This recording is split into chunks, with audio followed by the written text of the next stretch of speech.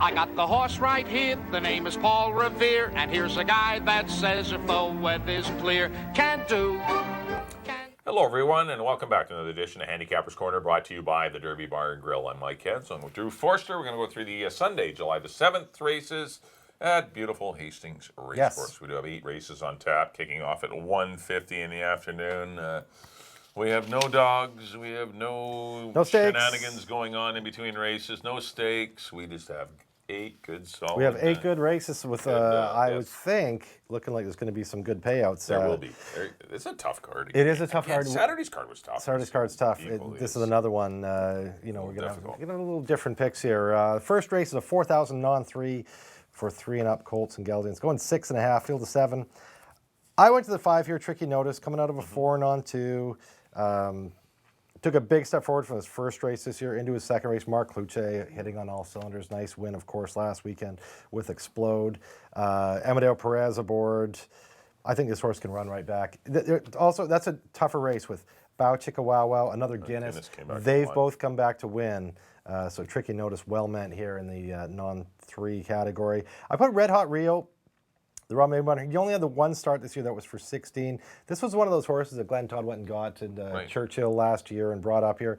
And I like this horse. He won first out in 8 non-3. Then he was battling it out in 16 non-3s. He had one start so far this year in a 16 non-3. Now in a 4 non-3, he's got to be tough. He's been working forwardly for Rob Maben. I got Red Hot Rio in the second spot. And I threw in Desi, who absolutely demolished a field of 4 non-2s last time, won by 6. But it wasn't a super tough 4 on 2, not like the one that Tricky Notice was in. This one with Cruise, Dancer, and Postman maybe a little bit softer. That's why I didn't have him ranked higher. I went 5-3-7. And it's sprinting too for Desi. I mean, he's a far better. Yeah, he is, exactly. Better going long. But I could see him maybe getting into the placings. But I agree with the 5-horse Tricky Notice. That was an impressive run. First time he showed me they can come from a little bit off the pace against pretty quality Decent horses. Yeah. That was a non-2. That was a tough non-2, as you mentioned. Bauchico has come back to run well. Another Guinness came back to win. That was a tough little race that he was in. And even the one prior against Martello and Transplant, he did lose to Desi because he was, got beat up on the head. He did all the heavy lifting. Tricky Notice is a horse for me. I put Fighter Heart in for second for Richard Hamill and Kerry Raven. This horse was chasing Optic last time. That didn't work out well, and it cost him late as he ended up running 4th. But this horse is worth a look, I thought. And the 3-horse, I agree, Red Hot Rio. There's a lot. There's something to look at there. He has a little more class than a lot of these horses. He gets it all together. He can easily win the race. I went 5, 6, and 3 in the Sunday opener. On to race number 2, $60,000 older horses. Got 7 of them signed on. Patty Leaney's got 3 in here. We got a mare in here, an Indy Rock. We got lots going on. It's an all skates. Yeah, there is. I went to the Mel Snow Runner though. The odds are good, who I usually pick, and he was very game in defeat, losing to Wise Market last time. He was kind of your boyfriend here. Yeah, I know. I've left him a couple. I haven't picked him yet this year, but I picked him about 3 or 4 times last year. Yeah. Usually when he got beat, but the odds are good. Looks to get the lead in here. I like the spot for him, and he's a good, solid $16,000 horse. Amadeo seemed to suit him to a T. He got pressured hard, and I like the way he fought on and almost came back and tried to beat Wise Market. Wise Market got the best of it. He sat in behind the speed, popped out, just barely ran him down. The odds are good, did all the heavy lifting in that race and just was unlucky to lose. So I'm going to go 1 over the 2. And I put the 6 Crackdown. I don't know what to expect from this horse. She's been off for a long time. Shows up for 16. She's never offered the horse for a price before. Here's a horse that was running in optional 50s and 35s and never been in for the money. Yeah. And now all of a sudden you're in for 16. It just a little alarming. Always has good works. He is another year older. Fast workhorse, but Patty does a good job, and we'll see if Crackdown can win it. But I went 1-2-6. I'm going to Crackdown. I mean, like you said, the works look good. The speed is to his inside. Imposing Cat's other Patty horse is not going to press. No, Crackdown.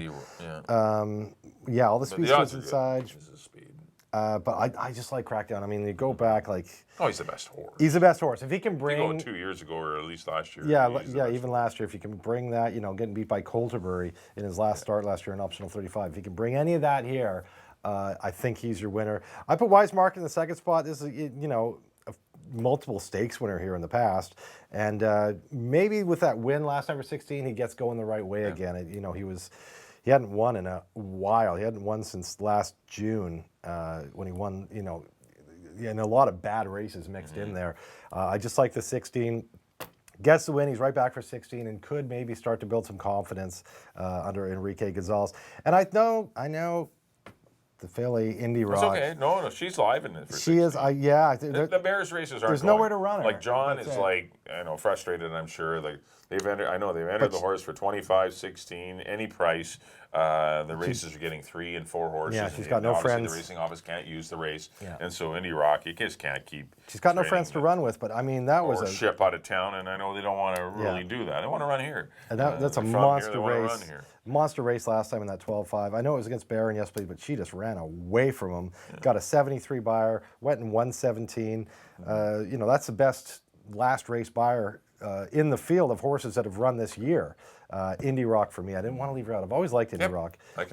So I went 6, 2, and 5 in the second. On a third, maiden 4, 3 and up, going a mile and a tick. Who likes to go long here? I don't know. I went to Random Act. He only got beat a couple lengths last time. In that 8, it was an 8 with Troupon Online. Mr. Tiz, finally famous before that. He was in that KK Gold Troupon Online race, but went long last time. Only got beat a couple lengths. Got a good buyer. I'm going to put Random Act for Mel Snow on top of Panning for Gold. Ran second last time against Buck. That was a maiden 4, so I gave the edge to Random Act because he's coming off a maiden 8. They both got beat a couple lengths. I went Random Act, Panning for Gold. I threw in Maven's Kindergarten Grader. Maybe second time going long, he'll be better than he was last time. I've always liked Kindergarten Grader. I don't know why, but threw him in there. I went 6, 4, 3. I agree with the 6. Random Acts. I think Miles the best in here. Miles, I think he's the key. There's a lot of tough races this weekend, but I don't think this is one of them. I think Random Act is the horse to beat and should win. Was a favorite last time for 8. Yeah, a lot easier race that he's coming. This horse coming out of a couple of tough races in his last 2 and running reasonably well. Running against a mare, Boston Betty, and 4 other geldings. I put Panning for Gold in for second. Just did run second to Buck, but just ran a good, nice, okay race and got the runner-up spot. This horse will win a race soon. And the 1 horse, Successful Brew, another one that's had a lot of chances to get through the non-2 condition, but has yet to do it. But still, the maiden condition, and could break through. I went 6, 4, 1. I think Random Act is your horse. On to the 4th race, $4,000 claimers here, going a mile and a 16th. Non-winners of 4 or non-winners since May the 3rd of this year. And not a lot of speed in the race. I thought the 7 horse, Don't Tell Judy, is going to get an easier time of it on the head end. Chased the pace last time that Veloso Raptor was setting, and it kind of cost her. She kind of got a little wobbly late. And I think she's going to get things a lot easier on the head end and win the money. I like the 7 to win it over the 2 Commercial Appeal, who took advantage of the fractions. I thought the horse should have won last time. I like Commercial Appeal. I picked her. She had a perfect setup, didn't win. Yeah. And that kind of just bothered me a bit, had dead aim. Yeah, Velociraptor just kept going. And they weren't going fast the last part of the race, but the track was playing a little bit maybe towards speed. But Commercial Appeal for second, up at the 6 horse Kodiak Kid, who was in the same race, for third. But I like the 7 in it. I really like 7. I just, 7, Don't Tell Judy doesn't seem to run great going long. That's I only worry about her. That's why I kind of. This is no Veloso Raptor. I think she gets a 49.5 in here. I don't see anyone that's going to bug her. That's the only reason I like well, I'd like to see. I picked Commercial Appeal because I hope I'd like to see Danny Velasquez stay let Don't Tell Judy go, but stay right on her. Not let her get too far away, and I think then strategy. It's Commercial Appeal's race to win. I agree. Kodiak Quick, I put in the second spot, coming out of the same races as Commercial Appeal, and has a decent form. Going a mile 16, 3 starts, 2/3, so she does hit the board in these races. And I threw in Go Eileen, the Maven horse, making her first start this year. But the most accomplished, other than Commercial Appeal, going long in this field. All 4 of her wins have come going a mile 16. So I went 2, 6, and 3 in the 4th. On to the 5th. $8,000 claimers for fillies and mares, wide open, going a mile 16th. Well, I went to the Phil Hall runner Bear. He just seems to show up every time. They bought her in the paddock sale this year for a song. Wins in a second. Yeah, and she won. They paid $3,000. Yeah, they didn't pay. Craven didn't pay much for her. They win an 8 on 3, come back with another 8 on 3, get beat by Indy Rock last time. Indy Rock, well, watch how she runs in the second race. See, you know, if Indy Rock runs really good against those boys, Bear's even tougher. Super Saver, Kentucky Derby winner, so she's only tried going long once.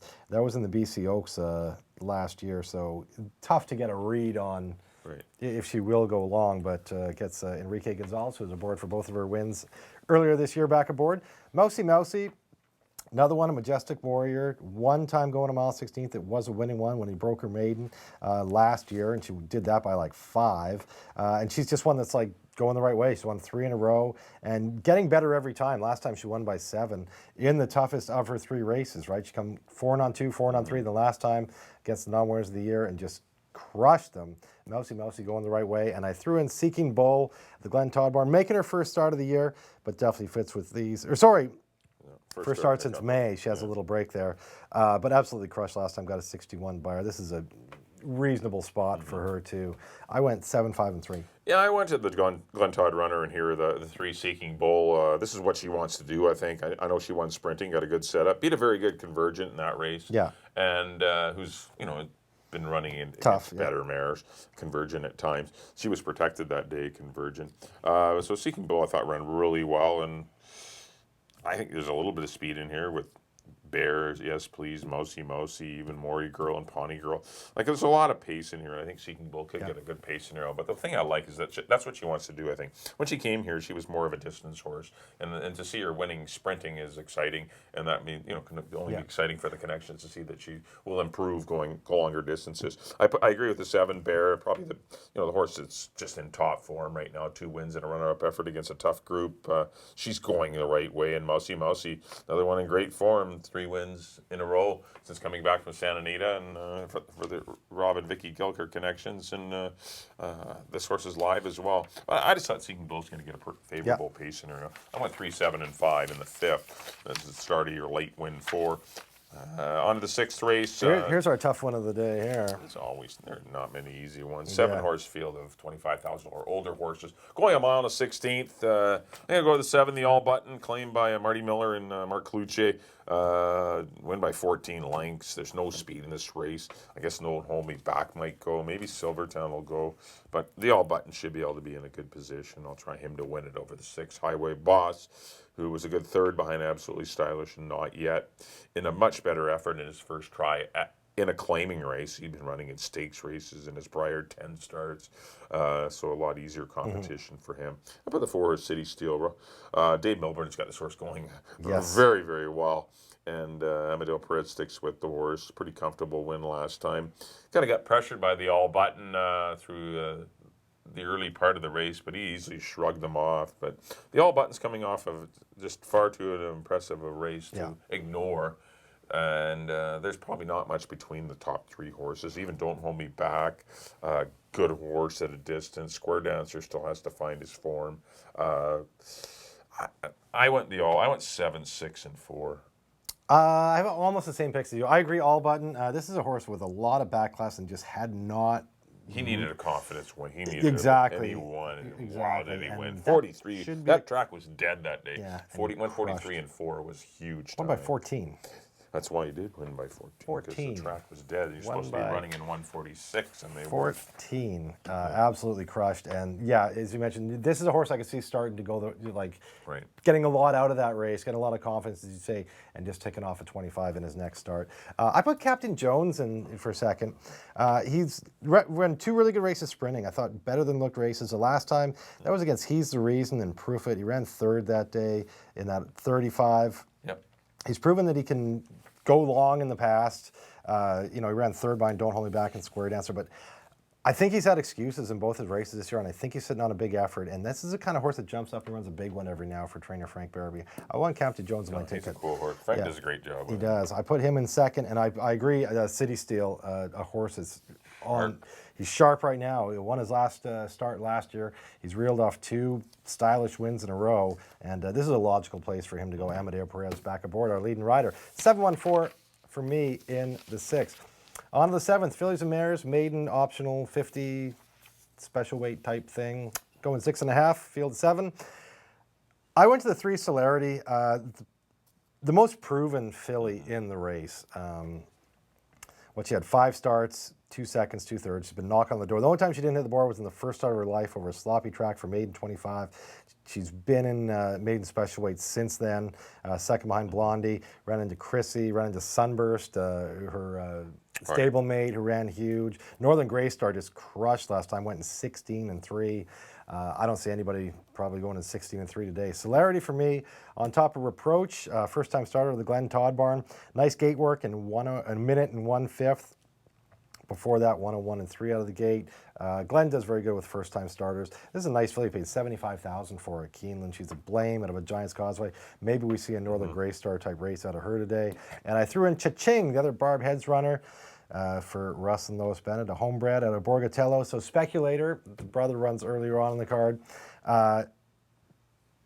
2 works back, 59-2, and then most recently 101-4. That 59-2 jumped out at me. Yeah. She's obviously got some talent. The ones that have run in here, like I've seen Amazonian every time, looks like she's going to win and runs 3rd or 2nd. I mean, she's eligible to win it. Butterscotch Blend coming off a subpar effort. Susie Mascara, 5th by 11. I wanted to try a couple new horses. That's why I tried Reproach and Cha-Ching in the bottom spot behind Celerity. 3, 4, 1. Yeah, I agree with Celerity. I don't see a pile of speed in here. I think she can get the lead. She did miss the break. There was a Amazonian was scratched at the gate last time, and there was a big delay, and it just everything was wrong, and horses were loaded, then unloaded, and then once they were rebroke, I mean, she was the one that got left. Northern Grey Star was gone, and Celerity was last, almost last early, and then made a decent run to be 3rd, but was horribly beaten. After the start, she was done. But she's a better breaker than that, and just circumstances got her. Amazonian I'll put in, and Report. I agree with the other 2 Glen Todd runners. They're live as well. I went 3, 7, and 4 in the 7th. On to the 8th and final. I got $8,000 maidens here going 6.5 furlongs. These are fillies and mares, and the 3-horse Sunspot, tough to get past that one. Good 3rd behind You Got This and Baby Rose, and that's a good enough race to make her a winner. She repeats that race. Someone else is going to have to jump up and run a lot better if they're going to beat her. I put the 4-horse Bamboo 11, first time for Phil Hall, claimed off Patty Leaney's stable, and the horse was just okay last time. Running in her last against the boys, going a mile and 16. She gets back in against the fillies, and I put the 7-horse Iceland, who showed some ability. The 4-year-old daughter of Thornsong, it worked well in 46-4. Our final prep for this race. Big gray filly that might improve second time out. 3, 4, 7.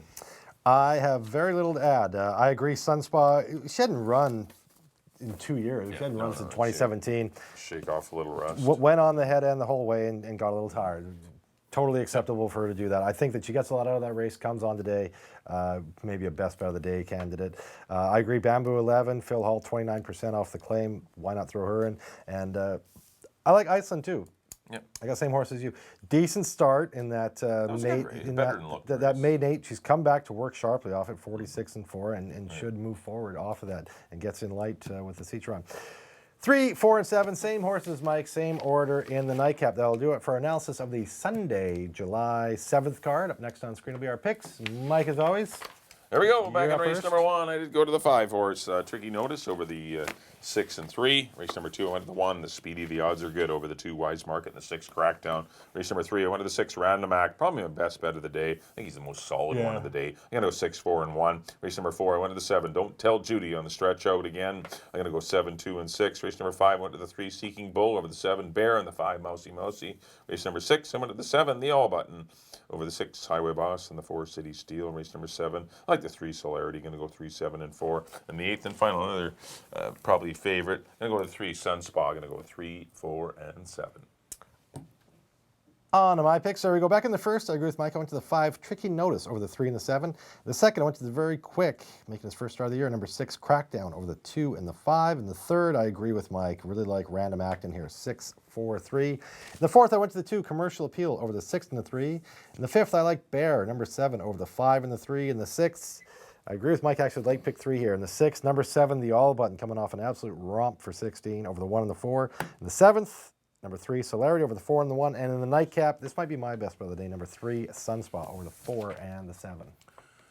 Well, thanks, everyone, for tuning in to the Sunday, July the 7th races at Hastings. A reminder that Racing resumes next Saturday and Sunday again. Saturday the 13th and 13th and 14th. The 14th, and we do have 3 stakes races next weekend. It's going to be a lot of fun. The 2-year-olds will be in action, likely headed by Dave Forster's Capilano Canyon in the Spaghetti Mouse. That's right. Yeah. And then there's the older horse stake is the Lieutenant Governor's, headed by always Calgary Caper. It's a muddled division, but always exciting, the older horse division. And the fillies and mares headed by Here's Hannah and the Monashee. So we have the Monashee, the Lieutenant Governors, and the Spaghetti Mouse. 3 stakes races on the Saturday and Sunday cards next weekend. So lots of and I think we got the dogs too. We got the wiener dogs. We got wiener dogs. We got everything going next week. Who doesn't love the wiener dogs? Yes, they're always exciting in between the races.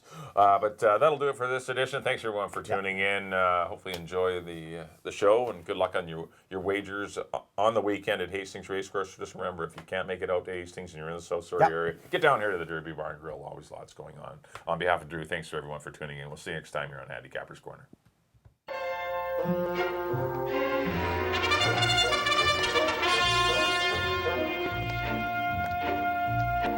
I got the horse right here, the name is Paul Revere, and here's a guy that says if the weather's clear, can do